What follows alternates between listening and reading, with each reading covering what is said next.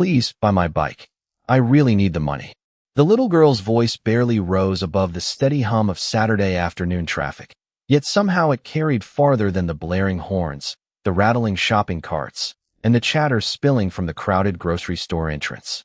People glanced at her for only a second before looking away, each carrying bags full of weekend plans while she stood alone beside a faded blue bicycle that had clearly seen better days. Ava Brooks was only 8 years old, her dark braids tied neatly with worn yellow ribbons, her oversized denim jacket slipping from one shoulder as a cool October breeze swept through the parking lot outside the supermarket in Charlotte, North Carolina. A piece of cardboard leaned against the bicycle's front tire in careful handwritten letters, "Bike for sale. Please." Every few minutes someone slowed down, asked how much, then quietly walked away after realizing the bicycle was scratched, its paint chipped, and one handlebar wrapped in gray duct tape. Ava never argued. She simply thanked each person with a polite smile that looked far older than any child should wear. The bicycle wasn't the first thing people noticed, though. Fastened securely to the small rear rack was an old plaid blanket tied into a bulky bundle with frayed rope.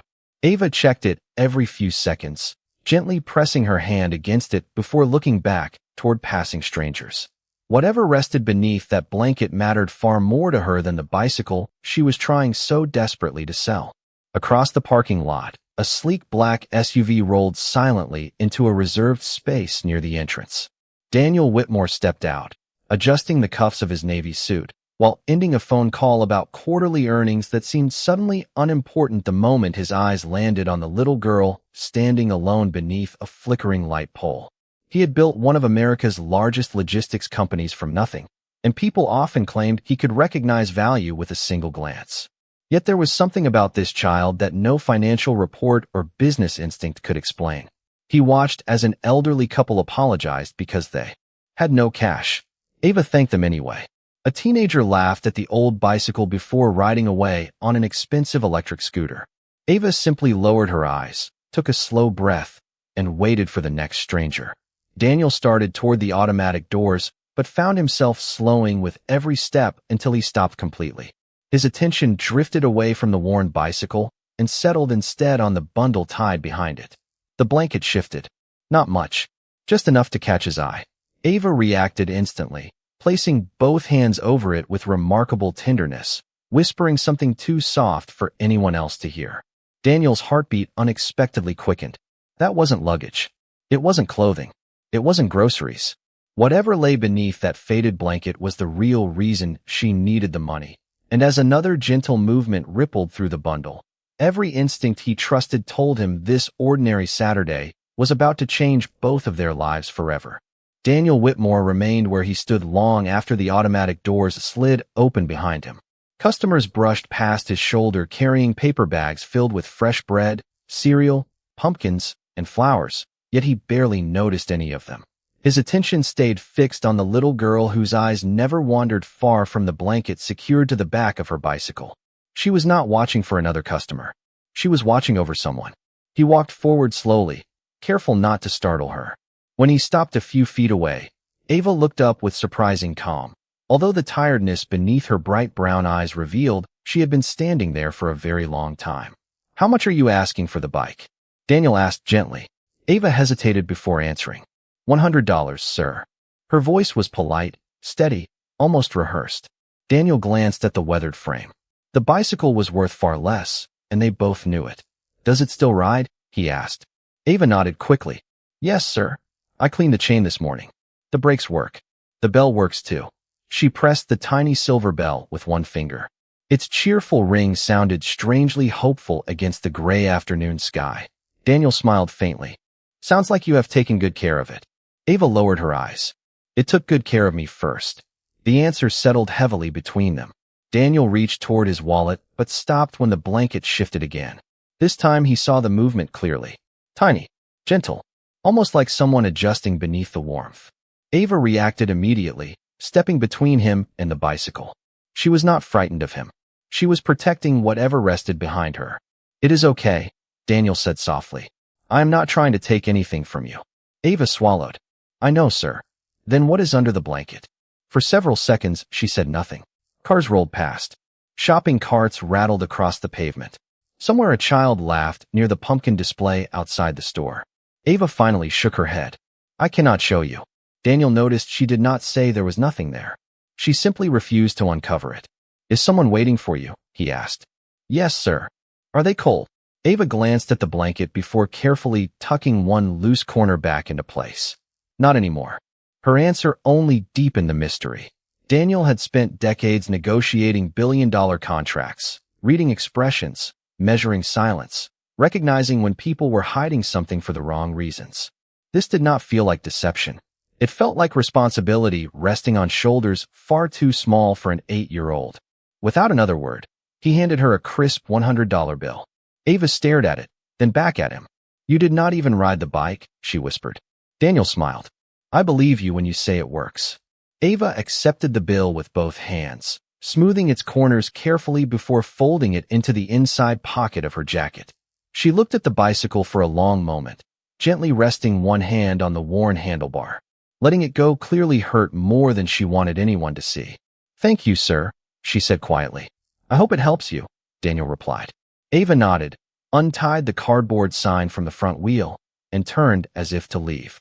Then, instead of walking away from the bicycle she had just sold, she carefully lifted the mysterious bundle from the rear rack into her arms before taking her first step across the parking lot. Daniel froze. Whatever she had been protecting all afternoon had never been part of the sale. Daniel stood beside the bicycle for several silent seconds after Ava disappeared beyond the edge of the parking lot. The crisp autumn breeze stirred loose maple leaves across the pavement, while shoppers continued their routines without noticing the little girl carrying a blanket as carefully as someone carrying the most precious thing in the world. He looked down at the bicycle that now belonged to him. Its tires were worn smooth, the blue paint faded by years beneath the sun, and a small silver sticker shaped like a shooting star clung stubbornly to the frame. It was not a child's toy anymore. It was the price of a sacrifice. Daniel slowly removed his car keys from his pocket, unlocked the SUV, and placed the bicycle gently into the spacious cargo area. He should have driven to his meeting across town. His assistant had already sent 3 text messages asking where he was. Instead, he closed the rear hatch, slipped his phone into his jacket pocket without answering, and looked toward the sidewalk where Ava had vanished. Something inside him refused to leave. From a respectful distance, he began walking in the same direction. Ava moved with surprising determination. Though small, she never complained or slowed, adjusting the blanket in her arms every few steps with quiet care. She crossed 2 intersections, waited patiently for the pedestrian signal, then continued through older neighborhoods where freshly painted homes slowly gave way to abandoned storefronts, cracked sidewalks, and empty brick warehouses that had long since lost their purpose. Daniel remained far enough behind that she would not feel followed, yet close enough that he never lost sight of the yellow ribbons woven into her dark braids. After nearly 20 minutes, Ava stopped outside a small neighborhood pharmacy. She carefully shifted the blanket with one arm and walked inside. Through the front window, Daniel watched her approach the cashier. She unfolded the $100 bill with both hands, counted every dollar she received in change, then purchased infant formula, a gallon of milk, a loaf of whole wheat bread, a package of diapers, and a small bottle of children's fever medicine. She studied every price before making her choices, returning 1 box of crackers to the shelf after realizing she could not afford everything. She never asked for help. She simply adjusted her list inside her mind. When the cashier placed the bags on the counter, Ava thanked her with a warm smile that made the tired woman smile back. Outside, Ava rearranged everything with remarkable precision. She tucked the medicine deep into one paper bag, balanced the milk carefully, then gently lifted one corner of the blanket just enough to slide her hand underneath. Daniel caught only the smallest glimpse. Tiny fingers wrapped softly around one of Ava's. The little hand squeezed once. Ava smiled with unmistakable relief. We are almost home, she whispered so softly that only the breeze seemed to hear her. Just a little farther. She kissed her fingertips and touched the blanket before continuing down the sidewalk. Daniel stopped walking. His chest tightened as understanding slowly settled over him. The mysterious bundle was not an object. It was not money. It was not something she hoped to hide from the world. It was someone she loved enough to sell the only valuable thing she owned. And as Ava disappeared around another corner with groceries in one hand and the precious bundle held close against her heart, Daniel realized that the most extraordinary person he had met in years weighed less than 50 pounds and carried responsibilities that would humble many adults. The neighborhood grew quieter with every block Ava crossed. The busy roads disappeared behind her, replaced by narrow streets lined with aging duplexes, rusted fences, and maple trees already dropping bright orange leaves onto cracked sidewalks. Daniel continued several yards behind, careful to remain unnoticed. He was no longer following out of curiosity. He was following because every step the little girl took seemed guided by purpose instead of fear. She finally turned through a weathered iron gate that leaned slightly to one side and entered a small apartment building whose faded brick walls carried the marks of many long winters. One window on the second floor glowed with a warm yellow light, while the others remained dark. Ava climbed the wooden staircase slowly, balancing the grocery bags against her hip while protecting the blanket with both arms. Daniel stopped across the street beneath an old oak tree, uncertain whether to leave or wait. Before he could decide, a gentle sound drifted through the open hallway. It was not crying. It was the soft coo of a very young child. Ava smiled immediately. The expression transformed her tired face into that of an ordinary 8-year-old for the first time all afternoon. She disappeared through the apartment door, leaving it slightly open as she carried everything inside. Moments later, Daniel heard her cheerful voice. "We are home. I brought your milk." There was no response except another tiny coo followed by the quiet rustling of blankets. Daniel looked away, suddenly feeling as though he had stepped into a private moment he had never intended to witness. Yet something urged him to remain just a little longer. A few minutes passed before the apartment door opened again. Ava stepped into the hallway, carrying an empty grocery bag toward the recycling bin near the stairs. As she turned back, she noticed Daniel standing across the street. She froze for only a second before walking down the stairs to meet him. There was no anger in her eyes, only surprise. "Did I forget the bicycle?" she asked politely. Daniel shook his head. "No, the bicycle is safe." Ava studied his face. "Then why are you here?" Daniel chose his words carefully. "I wanted to make sure you made it home." Ava looked toward the apartment, then back at him. "That was kind of you." She hesitated before adding quietly, "Not many people do that." Daniel smiled gently. "May I ask one question?" She nodded. "The little one under the blanket. Is that your brother?" Ava's eyes softened instantly. "Yes, sir. His name is Noah. He is 16 months old." Daniel felt the answer settle deep inside him. He seemed very calm. Ava smiled with quiet pride. "He likes when I sing to him. It helps him stay happy." While we walk, Daniel glanced toward the apartment door. "Is someone else with him now?" Ava nodded. "My mama is inside. She has been very sick since her surgery last month. She cannot lift Noah yet, so I carry him everywhere." She spoke without complaint, as though describing the weather instead of responsibilities that would challenge most adults. Daniel remained silent, unable to find words that felt worthy of her honesty. Ava noticed his expression and offered a reassuring smile. "Mama says hard days do not last forever. We just have to keep doing the next right thing." Daniel had spent years listening to speeches from executives, investors, and world leaders, but no sentence had humbled him quite like the simple wisdom spoken by an 8-year-old standing on worn wooden steps, with empty grocery bags still in her hands. Daniel looked toward the apartment door, then back at Ava. "Would it be all right if I met your mother?" he asked softly. Ava did not answer immediately. Instead, she studied him with the careful attention of someone who had learned that kindness should be appreciated but trust should be earned. After a few quiet seconds, she nodded. "Only if Mama feels strong enough."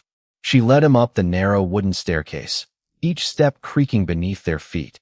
The hallway smelled faintly of laundry soap and fresh bread, and a small paper pumpkin decorated one apartment door, reminding Daniel that autumn had settled over the city. Ava pushed open her apartment door with her shoulder and smiled. "Mama, the man who bought my bicycle is here."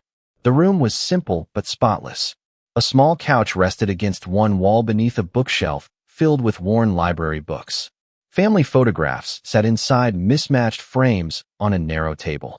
A tiny knitted blanket hung over a rocking chair where Noah sat happily playing with a wooden spoon. giggling each time it tapped gently against the chair's arm. Daniel immediately understood why Ava had guarded him so carefully. Noah looked up with bright, curious eyes and waved the spoon as though greeting an old friend.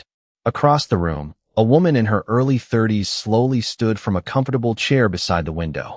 She moved carefully, one hand resting lightly against the chair for balance. But her warm smile reached Daniel before she spoke. "I am Grace Brooks," she said. "Thank you for helping my daughter today." Daniel introduced himself and offered a respectful handshake. Grace accepted it with quiet confidence. There was dignity in every movement she made, even though she was clearly still recovering.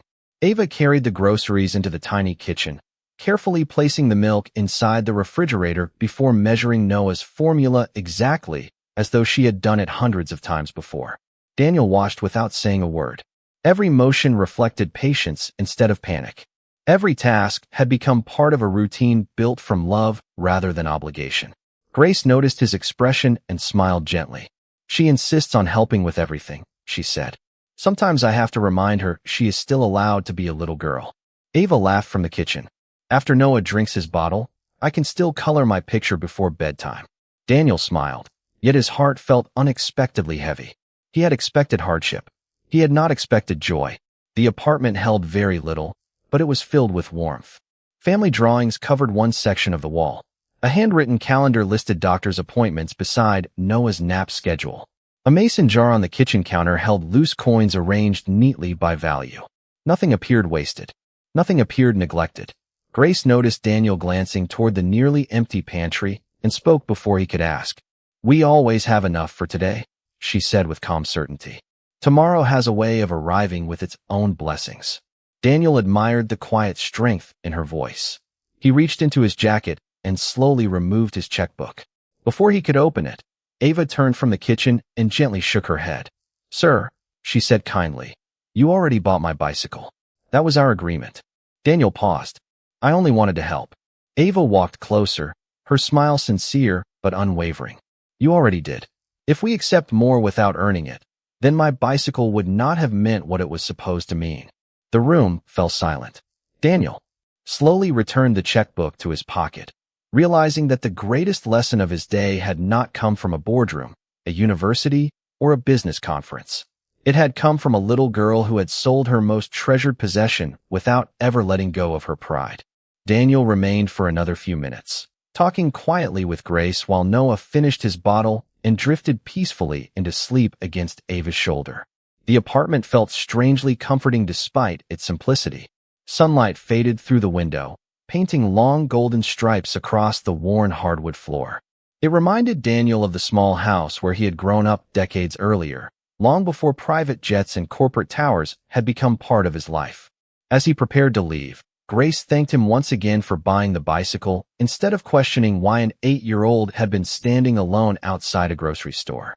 "You treated my daughter with respect," she said warmly. "That means more than you probably realize." Daniel nodded, unsure how to respond. Respect had cost him only $100. Yet the lesson he had received in return felt priceless. Ava walked him to the apartment door. Before opening it, she reached into the pocket of her oversized jacket and carefully pulled out 3 folded $1 bills. She held them toward him with both hands. Daniel looked confused. "What is this?" Ava smiled shyly. "The bicycle was probably not worth $100. I think it was worth $97. So this belongs to you." Daniel blinked, convinced he had misunderstood. "You are trying to give me money back?" Ava nodded. "Mama says every deal should be honest for both people." Daniel looked at the 3 bills resting in her tiny hands. They were neatly flattened, as though she had taken time to smooth every wrinkle. He could have laughed gently and told her to keep them. Instead, he realized that refusing would quietly dismiss everything she believed. "May I make a different offer?" he asked. Ava tilted her head. "What kind of offer?" Daniel pointed toward the bookshelf inside the apartment. "Would you let me buy one of your drawings instead?" Ava's eyes widened. "My drawings?" "Yes. Artists deserve to be paid for their work." Grace watched silently from across the room, her expression filled with quiet understanding. Ava disappeared for a moment before returning with a sheet of white paper. It showed a blue bicycle beneath a bright yellow sun, a little girl holding the hand of a smiling toddler, and 3 birds flying across a cloudless sky. In one corner she had carefully written, "Family always finds tomorrow." Daniel studied the drawing for several seconds before looking back at Ava. "How much does this masterpiece cost?" Ava thought carefully before answering. $3. Daniel smiled. "Then I would be honored to buy it." He accepted the drawing with both hands and, in return, accepted the 3 $1 bills she had first tried to give back. Ava beamed with pride. She had not accepted charity. She had completed another fair exchange. As Daniel stepped into the hallway, he paused once more. Something on the small table beside the door caught his attention. It was an old framed photograph tucked behind a glass vase holding a single dried sunflower. The picture showed a younger Grace standing beside an ambulance in a volunteer emergency response jacket, smiling brightly with several fellow volunteers after what appeared to be a community rescue event years earlier. Daniel slowed almost instinctively. There was something unexpectedly familiar about that photograph. Not Grace's smile alone, but the moment itself. A faint memory stirred somewhere deep inside him, like the first page of a forgotten story beginning to lift in the wind. He could not explain why his heartbeat suddenly quickened, only that the image refused to let go as he quietly thanked Ava once more and stepped into the cool evening air, carrying a child's drawing that somehow felt more valuable than every document waiting on his desk. Daniel drove home with the child's drawing resting carefully on the passenger seat instead of inside his briefcase. Several times during the drive his eyes drifted toward the colorful picture of the blue bicycle and the handwritten words, "Family always finds tomorrow." Those simple words echoed through his mind long after. The city lights replaced the quiet neighborhood streets. When he arrived at his home overlooking the Charlotte skyline, he skipped the stack of business reports waiting in his office and carried the drawing into his study instead. He placed it on his desk beside the framed photograph he had taken years earlier on the day his company first became publicly traded. For the first time, the expensive photograph seemed strangely empty compared to the crayon drawing made by an 8-year-old girl. Yet it was the image he had seen inside Grace's apartment that continued to occupy his thoughts. He could not explain why the volunteer emergency response jacket looked familiar. He walked toward a storage cabinet built into the wall and unlocked a drawer filled with old newspapers, photographs, and keepsakes he had not touched in years. Daniel had always believed success meant looking forward, not backward. That evening, however, the past quietly called him home. He opened a faded scrapbook assembled by his late father, turning page after page until one newspaper clipping slipped onto the floor. He bent down to pick it up, then froze before his fingers reached it. The headline read, "Local volunteers help save family after highway crash." Beneath the headline stood a group photograph taken nearly 9 years earlier. Daniel stared at the faces one by one before his breathing slowed. There she was, younger, healthier, smiling in the same volunteer jacket he had seen in the apartment. Grace Brooks. His memory finally returned with astonishing clarity. 9 years ago, while driving through heavy rain after an exhausting business trip, Daniel had lost control of his vehicle on a flooded highway. By the time emergency crews arrived, he had escaped serious injury but remained shaken and disoriented. Before the ambulance transported him to the hospital, one volunteer had stayed beside him with remarkable calm, speaking gently until his family arrived. She had even placed her own jacket around his shoulders because his clothes were soaked from the storm. He remembered asking her name. She had smiled and simply answered, "The important part is that you are going home." He had never seen her again. Daniel slowly sat down, unable to look away from the photograph. He had spent years believing luck had carried him through that frightening afternoon. Now he realized a stranger's compassion had been part of that miracle. The following morning, he asked his executive assistant to search every charitable organization his company supported. "Find out whether Grace Brooks has ever requested assistance from any foundation connected to us," he said quietly. Less than an hour later, the answer arrived. There was no record. Grace had never applied for financial aid, emergency grants, housing assistance, or medical relief through any program his company funded. She had accepted nothing. Daniel leaned back in silence. The woman who had once offered comfort to a frightened stranger during one of his most vulnerable moments had never asked him for anything in return. Now her daughter had sold her treasured bicycle rather than ask for help. At that moment, Daniel understood that this family had not been held together by money. They had been held together by character, honesty, and a quiet dignity that no hardship had ever managed to take away. Daniel spent the next several days thinking carefully before taking a single step. Every instinct developed through years of business urged him to solve the Brooks family's problems immediately with a generous check, but Ava's gentle refusal echoed in his mind each time he considered it. She had not rejected kindness. She had protected dignity. If he truly wanted to honor what Grace had once done for him and what Ava continued to teach him, then he needed to offer opportunity instead of charity. Quietly, without revealing his connection, Daniel contacted the director of the community health clinic where Grace had been receiving follow-up care. He established a recovery assistance fund that covered transportation, physical therapy, and medical expenses for any patient facing financial hardship after surgery. Grace's remaining appointments were approved through the program alongside dozens of other families. No one was singled out. No one was made to feel different. At the same time, Daniel reached out to a local nonprofit that partnered with businesses to create flexible remote jobs for parents recovering from illness. Grace soon received an invitation to interview for a customer support position that allowed her to work from home while caring for Noah. She earned the position through her experience, her warmth, and her determination. When she received the offer letter, tears filled her eyes, not because someone had rescued her, but because someone had opened a door she could walk through herself. Weeks passed, and autumn slowly surrendered to early winter. Grace grew stronger with every appointment. Noah began taking confident little steps across the living room, while Ava laughed each time he reached the couch without falling.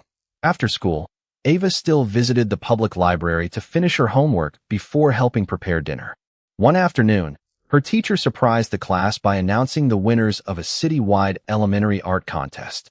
Ava's drawing of the blue bicycle beneath the bright yellow sun had earned first place. Along with a certificate came a small scholarship for art supplies and weekend classes at a local community center. Ava hurried home, waving the envelope high above her head. "Mama, they picked my picture," she shouted before wrapping her mother in a joyful hug. Grace smiled proudly. "I never doubted they would." That same evening, Daniel quietly attended the student art exhibit, blending into the crowd without introducing himself. He watched families admire colorful paintings, smiling children standing proudly beside their work. When Ava noticed him across the room, her face lit up with genuine surprise. She hurried over carrying her ribbon. "Look," she said excitedly. "Someone bought my drawing before the show even started." Daniel smiled warmly. "That does not surprise me." Ava laughed. "Now I have to make another one because the wall looked lonely without it." Daniel glanced around the bright gallery filled with hopeful young artists and realized something had changed inside him. For years he had measured success by quarterly reports, expanding markets, and rising numbers. Yet none of those achievements compared to watching a little girl discover that her talent could create possibilities no amount of pity ever could. As the evening ended, Ava waved goodbye before running back to help Noah balance on his tiny feet, while Grace applauded from nearby. Daniel quietly stepped outside into the crisp evening air, grateful that he had resisted the temptation to simply give money. Instead, he had witnessed something far more meaningful. Hope had taken root because dignity had been allowed to remain intact, and for the first time in many years, Daniel understood that the greatest investment was never made in markets. It was made in people who only needed a fair chance to keep moving forward. Nearly a year later, the first warm days of spring filled Charlotte with fresh blossoms and bright blue skies. Children laughed in neighborhood parks, bicycles rolled along freshly painted trails, and life seemed to move with quiet optimism. Inside the headquarters of Whitmore Logistics, visitors often paused outside Daniel Whitmore's office for the same reason. It was not the floor-to-ceiling windows overlooking the city or the awards displayed along the walls. It was an old blue bicycle resting inside a clear glass display near his desk. The paint was still faded. The handlebar was still wrapped in gray duct tape. Even the tiny silver star sticker remained attached to the frame. Executives sometimes assumed it represented the company's first delivery bicycle or some historic business milestone. One afternoon, a young investor finally asked the question everyone wondered. "Mr. Whitmore, why keep that old bicycle in your office when you could display something far more valuable?" Daniel smiled softly before walking toward the bicycle. He rested one hand on the worn seat and looked at it for several quiet seconds. "Because this is the most valuable thing I have ever purchased," he answered. The investor looked puzzled. Daniel continued, "It taught me the difference between giving people money and giving people respect." At that very moment, only a few miles away, Ava Brooks pedaled a brand new blue bicycle through her neighborhood, with Noah laughing happily from a child seat safely fastened behind her. Grace walked beside them, stronger than she had been in years, carrying a small lunch basket as they headed toward the community park. She had become one of the most trusted members of the customer support team, helping families with the same patience she had always shown everyone around her. Ava continued attending her weekend art classes, filling sketchbooks with colorful drawings that slowly covered the walls of their apartment. She never knew that Daniel had quietly purchased every piece displayed at local student exhibitions through anonymous donations that supported young artists. To her, strangers simply appreciated her work, and that belief encouraged her to dream even bigger. One Saturday afternoon, Daniel happened to visit the same park while attending a community event sponsored by his foundation. Across the playground, Ava recognized him immediately and waved with both hands. Noah, now walking confidently, toddled beside his sister holding a small toy airplane. Grace smiled as Daniel approached. "You never told us about the recovery fund," she said gently. Daniel shrugged with a warm smile. "It was never meant to belong to one family." Grace nodded, understanding everything without another explanation. Ava reached into her backpack and carefully handed Daniel a new drawing. It showed two bicycles beneath a bright spring sky, one old and one new, standing side by side beneath a flowering tree. At the bottom, she had written in careful letters, "Kindness keeps rolling forward." Daniel accepted the drawing with both hands, feeling the same quiet gratitude he had experienced the day she sold her bicycle. He realized that neither he nor the Brooks family had rescued the other. Instead, they had reminded one another of something the world often forgets. True wealth is not measured by what a person can afford to give away. It is measured by the dignity they protect, the opportunities they create, and the hope they leave behind for someone else. As children raced across the green grass beneath the warm afternoon sun and Noah's joyful laughter floated through the spring air, Daniel looked at Ava and smiled, knowing that the smallest bicycle he had ever bought had carried him farther than every mile of success that came before it.